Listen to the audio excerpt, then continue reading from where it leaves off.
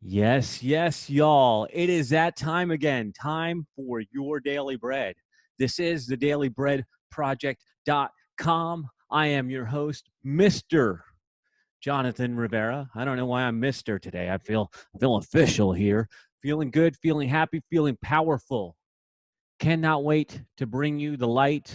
I have a guest scheduled, and I'm going to give him a moment to get on here because I just opened up the Zoom, and we will rock into this. Let me see what the date is. I got to write this out for myself to prepare. And let's see if Kevin's here yet. Not quite yet, but I know he will be here, and we will rock the Daily Bread Project.com for you. We go on Facebook live every day, 10 a.m.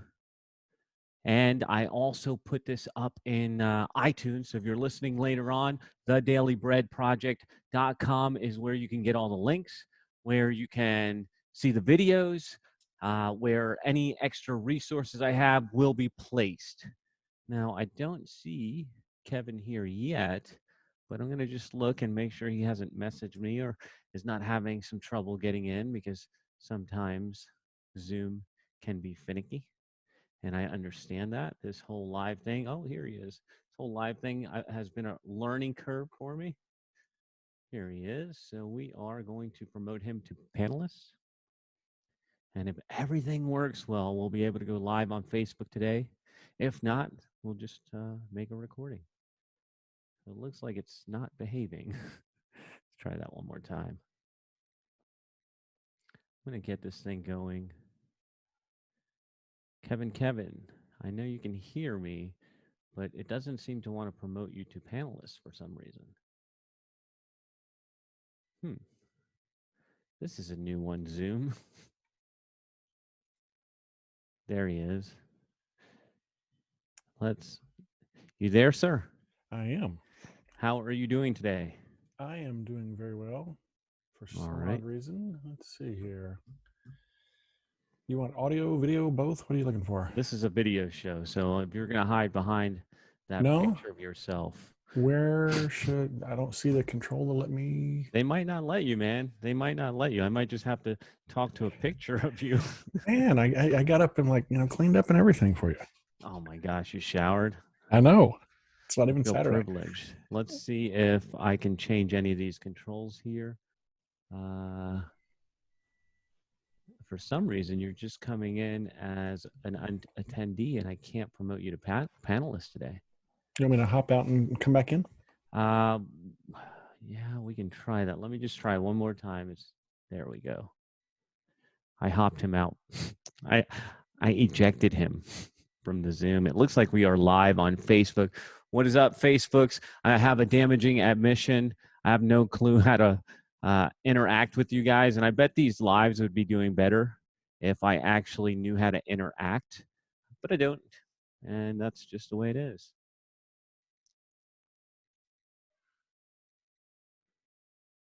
So it's showing you here, but if not, we're going to go audio, man. It just keeps booting him out. Oh, are you a panelist now? I think I might be. How about that? Let's see what we got here. Look at this guy. Hey, how are you, man? Awesome. We have conquered the Zoom robots. What is up? I'm going to bring us in. Like, this thing's been crazy. I'm learning a lot. So you are listening to the dailybreadproject.com. This is where we bring you light, leadership, power, love.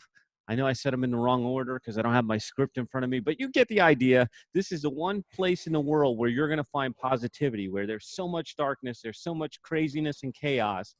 We want to bring you the light, and I cannot do it all by myself. That's why I have enlisted the help of some of my best friends in the world. And today I have Mr. Kevin Breeding. What is up, my man? Hey, man, it is an honor to be here, enjoying what you're doing every day. Great job. Oh, well, thank you. And I feel like I'm getting a second chance. I had you on the Daddy's Working show, and when the show came out, my mic wasn't hooked up, and I was so dang embarrassed because you sounded so good and I sounded so bad. Won't let that happen again, brother. You know, you got to love tech. It's been kicking my butt lately, but I you know what? I say you can't stop the J train. I'm going to show up, rain, sleet, snow, whatever. Doesn't matter. That's it. Kevin, what's good in your world, man? Everything. everything. I have to sit and say, I look at kind of how people are responding to what's going on, and it is almost like living in an alternate universe. I mean, I sit here and I see all the craziness, and yeah, I mean, my business has taken a hit on one side, and the other side of me just says, you know what, this is life, and this is what's happening, and me getting crazed or fretting or whatever is not going to do any good. So I just kind of keep my focus. It's funny. Um, I kind of go back and I look at it and say, I spent all this time several years ago kind of reinventing my mind and sort of thinking about how to tackle things differently. And for a season there, I was wondering what all that was for. And now I'm in a moment like today, and I'm like going, oh, yeah, this is no big deal. I mean, insanity everywhere else. Well, I'm okay. It's all good. Wow. And we actually had James Pollard a couple weeks back, and he was talking about digging your well before you need water. And that's what I hear you saying. You were doing mental work, internal work, me work, getting yourself strong, but you didn't even know what you needed it for yet. So what was some of that work that you did? The biggest thing for me is everything was a reaction rather than an intentional decision. Waking up and just kind of saying, this is for a reason. I may not understand what it is. It's funny. One of my clients, a guy actually, Dr. Rick Rigsby, he and I were talking the other day about a quote that's on an upcoming podcast for him. That it's a quote from Churchill that says, "Fear is a reaction. Courage is a decision." And I think that is so incredibly clear and so poignant for today, because it's easy to get caught up in the insanity, and the other side is realizing all of that energy is going to result in nothing. All that worry, all that fretting, is not going to move you any closer to a better place. It's just kind of taking your hands off of it for a minute and saying, okay, where am I and what can I do with what I've been given today? That's where I'm at. I mean, and fortunately too, about 6-7 months ago now, I made a little bit of a pivot in my business. Didn't even realize that it was going to, fill in the gap for what's happening now. And so, I look at some things and I could get a little crazy, and I look over here and going, okay, I'm working on the biggest deal of my life, albeit pretty scary at a time like this because there's a lot of money at play. And I'm just sort of like, okay, you know what? If it all goes away tomorrow, Jonathan, I'll just start again and I'll build again. I've done it, once before. So I just sort of have learned I don't hold it too tightly. I'm learning that everything that life has given me, where before in years past, I would have held it with a white knuckle grip. And today I sort of just hold it with my palm upward and say, this is what I'm stewarding and I'm carrying today. Everything else is just sort of irrelevant. I have heard this in many of these. This is, I think, number 22. And the theme, correct me if I'm wrong, the theme seems to be surrender, like surrender. Yeah. Let Yeah. go. Yeah. Yeah, and interesting that you'd choose that term. I read a book about a year and a half ago now by Michael Singer, and here again, he's a Buddhist, has a totally different faith practice than me, but his whole book was about, he committed his life to not manipulating a situation to bring on an income, that he believed that solutions were coming toward him, and at the moment that they were needed, if he would focus on the energy of his faith and his relationship, that the solution would present itself. And so here I am as a Christian saying, okay, wait a minute. I want to take that same principle, somebody who has a totally different faith practice, and I want to bring it into what I've learned and what I've been taught and trained. I mean, I have a degree in Jewish history and Hebrew, for Pete's sake, and I don't know why, but I do, and apply that to how I live every day. And realizing that, I used to jump out and say, okay, God, get out of the way. I got this. I'm going to go figure out something. And I would just bang my head against the wall. And now I'm kind of in the surrender mode, which just says, you know what? Yeah, this over here is creating a little bit of stress, but it's not my stress to handle. I just need to focus. I just need to channel my energy to what I believe, make sure that everything's right in this way, and make sure that everything's right in this way with relationships, and then just let it happen. And Bro. I will tell you that that is a life-changing piece. Probably in the last month, I've not slept better. You sound like Jim Rohn right now. I'll tell you, Jonathan, it's a little surprising, truthfully. This is not the guy that I grew up with. Categorically, I'm not the same guy.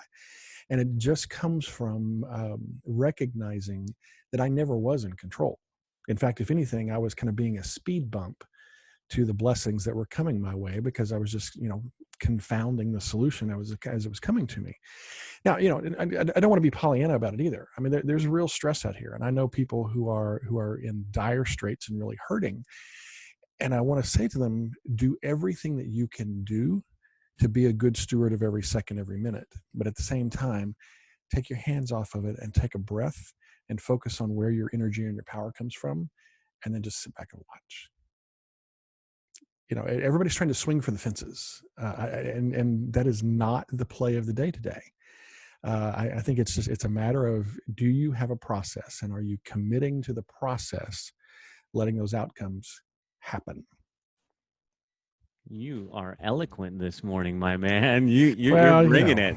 you fire me up whenever you talk about this. And I will tell you too, and I don't want to be disrespectful for anybody, and I certainly don't want to hurt anybody's feelings. But one of the great blessings of this thing that's happening right now is a lot of health and wealth coaches out there who had no business being in the business, are all scrambling for money and don't know how to survive and all sort of thing. Pay attention. Pay attention to who really has the word, the wisdom, the process, and those who are not panicking, because that tells you that there was something legit behind the face of their brand. There were so many people who were fake it till you make it and trying to run out and do the whole, wealth on Instagram thing. The folks who really have some semblance of a structure of what success really looks like. It may not be, commas and zeros. I mean, I'm no Russell Brunson, but I'm just saying, pay attention to the people who can deliver on what they say they can do, and they have multiple generations of people that they can show you who they've brought that success to. That's the kind of people that I want to pay attention to, who understand success is not a dollar sign. Success is a place, a peace of mind, a mental state. And when you do that, that's where you discover that money's flowing everywhere, even in the midst of insanity. Bro, I recorded an episode, or it was up last week, I think. Oh no, it was this week's. I listened to it this morning. Money's infinite. Yeah. That's a weird thought that I didn't grow up with, because money was the reason we couldn't have things. And I'm realizing now, by getting around the right people, by getting my head right, by elevating my game, holy crap, there's just all this money, and all I have to do is reach out and grab it, put the right value. And I want to go back to something you said really quickly, because I think we glossed over it. And you guys really need to understand this. You're going to have to rewind this thing back a minute or two. But Kevin was talking about the surrender and letting things happen and letting go a little bit, not white knuckling it to the end. And what he's describing there is trust in God, trust in faith, and trust in power that you don't understand. And I think that ties with the money is infinite thing. You may not understand that today. I can say it, but I don't really understand it. But I'm going to spend the rest of my life figuring it out. But you got to have faith if you want to tap into that. Yeah. Yeah. I mean, you think about it, so many people right now that are struggling, or trying to figure out, kind of what's going to happen. They could get one check and all of a sudden they would feel okay. That's not a good place to be. If that one sort of microwave satisfaction solution makes everything okay. And I will tell you, the big thing for me is recognizing finally, and it took me several years to do it, is that if money is the focus, you're never going to have enough. If you focus on impact, you focus on giving, you focus on service, focus on just kind of being a good energy in your environment, then all of that other stuff is going to come at you.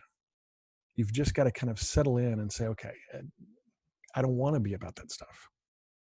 And I take such a different approach on this than I used to, and it really is quite surprising. Because what changed though? How did you make that switch? A lot of it for me came out of, my backstory is, in fact, it was 10 years ago last month, actually, that I went through bankruptcy and divorce in the same 6-month period. And I was up against a wall. You think this season is kind of weird and crazy. that one was insanely weird, because all of a sudden, everything that had defined me, my job, my spouse, my family, my best friend also in the process, just vaporized. And all of a sudden I was left with nothing but me and the relationship that I had with God and the faith that I claimed, that I believed in all Claimed. my What's life. that word there? Why did you use claim there? Because it had never had to be real. I could just kind of go through the motions and do my thing. And my first wife and I were spectacular at faking church. I mean, we were Oscar winning at it. And no disrespect to her, we were playing the game. And it's not until you have everything stripped away that you have to look in the mirror and say, wait a minute, do I believe this stuff or not? Is it real or not? Is there peace by taking the responsibility off of me and placing it into God's hands and saying, okay, I'm going to do all I can do down here. I'll let you take care of the rest. And then just going, and that's what started the process now, a little over 10 years ago. And it's just been a continual renewing of just coming in and saying, every time I get out of whack, every time I get anxious, every time I get, sort of over my skis, so to speak, I have to come back and say, wait a minute, what's wrong here? And the answer is I'm trying to shift those seats back. And I have to just back up and say, no, this served me whenever I needed it most. So now I need to follow in this process, even when things feel like they're going really well. I mean, here's a perfect example. I'm in the middle of a new business venture, and 2 days before all this virus stuff broke out and the media went insane and all this kind of stuff, we were in front of a venture capital firm for a $2.5 million raise and got a yes. Wow. And then all of a sudden it's like, and they're still saying yes, they're just saying wait. And so we're kind of in that sort of limbo mode, and we're in this champagne cork popping, this is awesome, the business is taking off, it's Series A, it's a real thing, and it is a real thing. But at the same time, having to come back and say, okay, why did this happen? And the first response is, why did this happen to me? Yeah. And the right question is, what can I glean from this? And the real benefit, truthfully, is we needed to do a rebrand on the company. We needed to come back and put together some outbound marketing tools and things like that. If we'd gotten VC money, we would have taken off running. And instead, we wouldn't have had all of our artillery in place to where we are set for a massive growth cycle.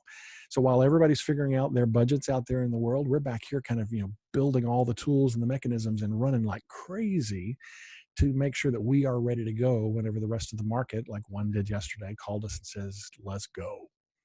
And so it's, I've just determined that this is a good thing. I hate it for everybody else and what's going on, but right now life is pretty much firing on all cylinders. It's a good thing. Unbelievable. So many people. I'm saying that because I came onto this call, Kevin, and this is no joke.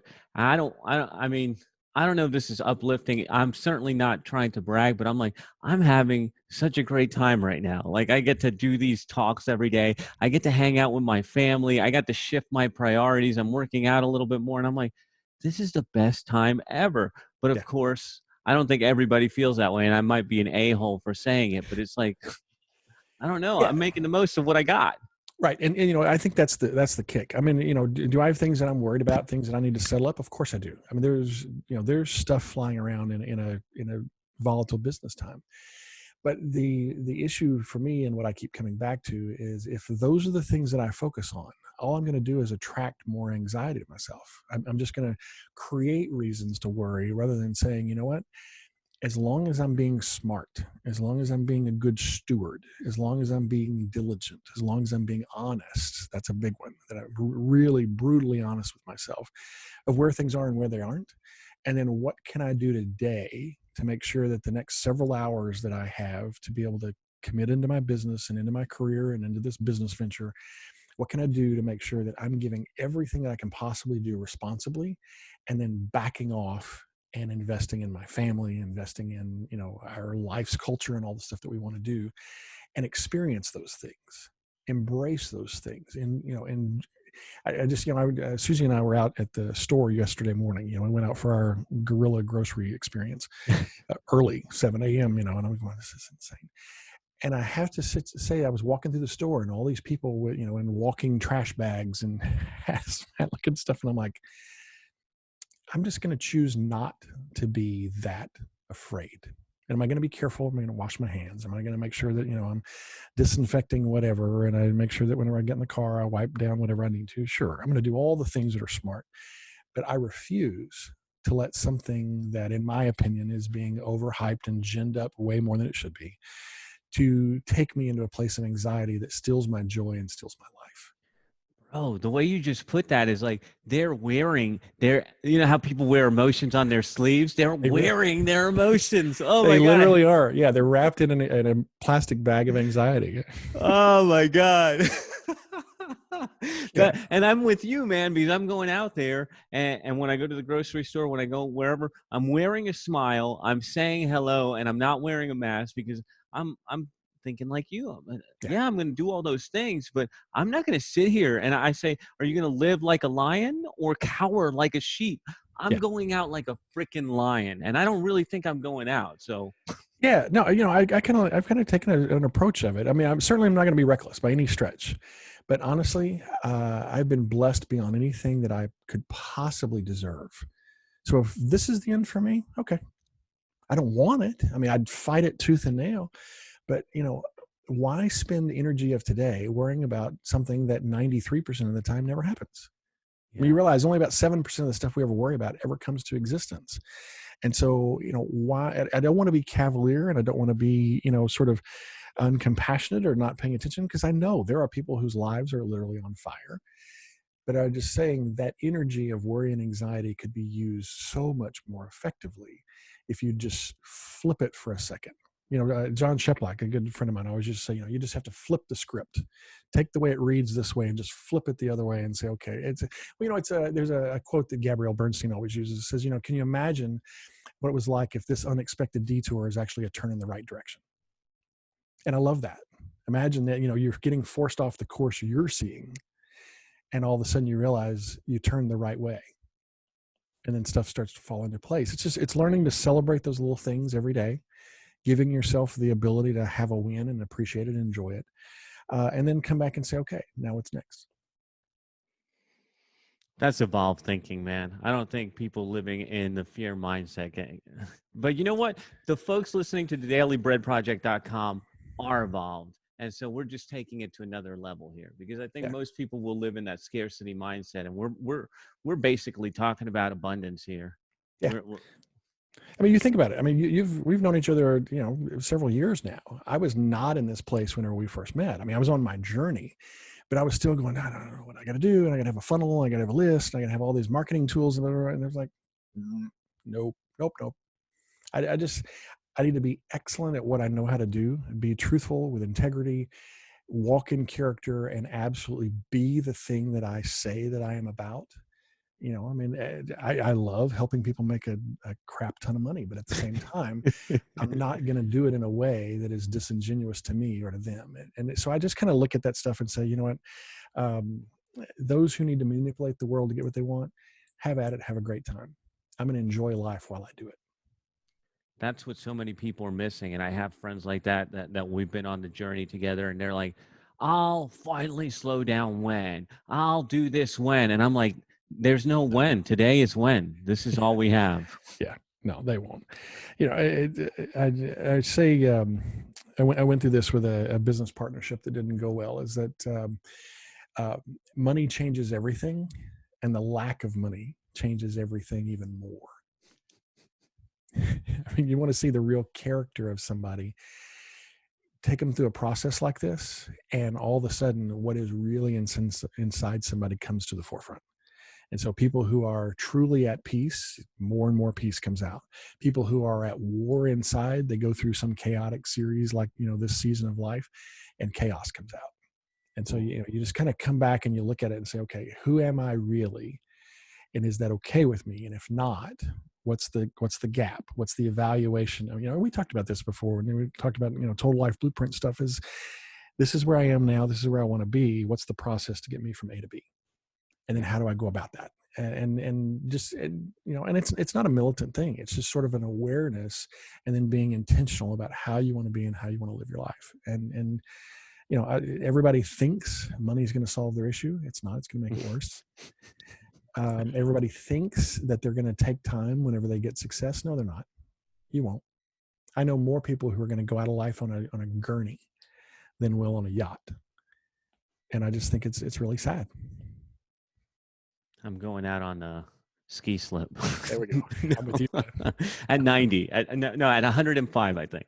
There you go. No, I love it. I just think, I think we are in an amazing, incredible time, that if we'll stop for a second, step away from the news and the anxiety and all the garbage out there, and just say, what is really happening in my life? What's really happening in me? What's really happening in those interpersonal relationships, particularly the ones that you are now spending all this time with? If things aren't good, you got to figure out, how can I make them better? What can I do? Not how do I fix that other person? What can I do to be able to be the best other half of what I want this energy in this home to be like? That's when it gets real. And when you do that, all the business mess, it takes care of itself. It really does. Yeah, none of that really. And at the end of the day, when you're living your purpose, Mm-hmm. when you're living your purpose, you will realize what is important. And so to me, like family, faith, fitness, and finances, I have not been messing with finances. I have to admit, like I haven't even thought about money this whole time. Probably a dumb thing. I don't know. But family, faith, and fitness right now, like that is all that I can think about. Doing homework with my boy in the morning. Yeah. Last night we did something new that I really loved. Rachel, I have Steve Seibold here, 177 Mental Toughness Habits. She let me read a chapter to her before bed. I'm like, God, my life is getting better every day. I'm like, I love this. That's awesome. Yeah, that is awesome. Like when you're living your purpose, there's no question everything's going to fall into place. And so we're coming up towards the end, and I want to make sure that, number one, I know what you're most excited about. And then number two, where people can find out about you. So first, what are you excited about right now? What's got your attention? What's the biggest opportunity that you're seeing? Well, I mean, from a business standpoint, I'm part of a VR AR training company, so I'm loving all things digital, and it's a perfect time to have virtual anything. So I'm excited about that from a business standpoint. But honestly, from just purpose and life, I'm most excited about this season, this virus-ridden, media insane kind of stuff, is calling people to be real. It's calling people to show up as who they are. It's calling people to connect more, because we've taken connection for granted. And I think there's something about this that's going to strip away a lot of the superficiality of what life looked like in the hyper crazy world that we were in. And it's forcing us to pay attention to what's really important. And so I'm super excited about that. I'll be honest with you. A couple of things that I think would be useful if anybody's interested. Over on Facebook, you go to Mindset Engine with Kevin Breeding on Facebook. It's every day. There's kind of what I call devotions for business people, and it is 200 words. Takes all of a couple minutes to read. It's also on Instagram, Mindset Engine with Kevin Breeding. And it's just kind of how I think, and it is the journal of what I went through during my divorce and bankruptcy, and just sort of how to reinvent your mind and how to go through the process. It's not specifically about mindset. It's more about heart set, life set, mindset, everything. They all play together. You They can't do. have one without the other. Mindset Engine with Kevin Breeding. Kevin, as we're coming to a close, anything else you want to wrap about? Anything else you want to say? Anything that we didn't touch on that we should have? I would encourage somebody, especially if you're in the midst of panic today, find some way today, separate of anything about your business and getting your finances right.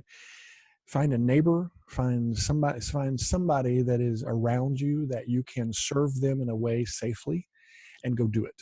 Serve somebody.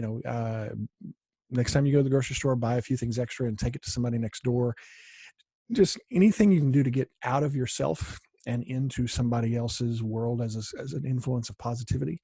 I think it's going to do you a world of good as well. That is so beautiful, and a perfect way to wrap up the dailybreadproject.com is to quit worrying about yourself and do something for someone else. Yep. And that is what this show is about. That is why we're bringing you the positivity and the light every single day, 10 a.m., the dailybreadproject.com. Go look up Mr. Kevin Breeding. You can find him, Mindset Engine. You can find him on Instagram. You can find him on Facebook. If not, hit me up and I'll lead you right to him. I know exactly where to find the guy. Thank you guys for tuning in. Kevin, thank you for bringing the light today. Mm. And I hope you have an absolutely wonderful day. You as well, man. Thanks so much. Now.